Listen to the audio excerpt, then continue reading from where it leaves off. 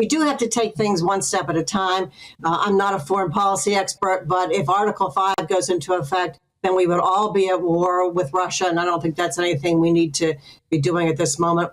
The U.S. has done everything they can in support of the war in Ukraine against Putin's army, and we'll continue to do that. I think there's time for everything, and I think it's great that we now have really a pretty much of a brick wall by including Finland and Sweden. Thank you to Mr. Erdogan joining the NATO alliance against Russia. So I think in due time it will happen, and I understand Mr. Zelensky's position, but I think we need to take it step back a little bit.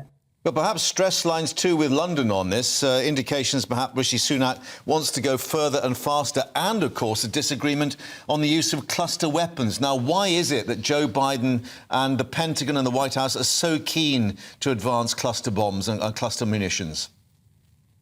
Well, he said it was a difficult decision that he made. But it was clearly something that President Zelensky asked for, that believes he's needed. And I believe that President Biden and our military believe it's something that could aid in the war against Russia. And that's why they're doing it. Is it because indications that the supply of ordinary munitions, artillery shells and so on is actually drying up?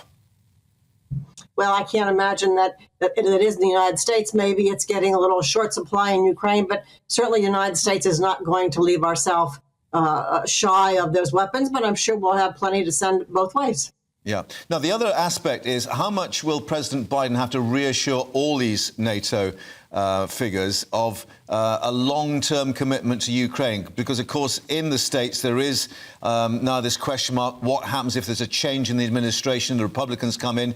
They are certainly not wedded to the idea of supporting Ukraine there further. Well, I think leadership matters.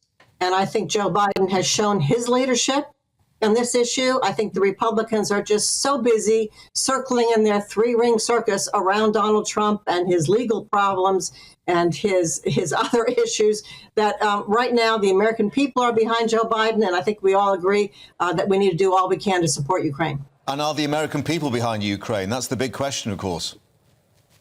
I think the American people are at the moment. But I think we've seen great... But Vladimir Putin clearly is in a very vulnerable situation right now. And we want to keep the pedal to the metal so that he stays that way.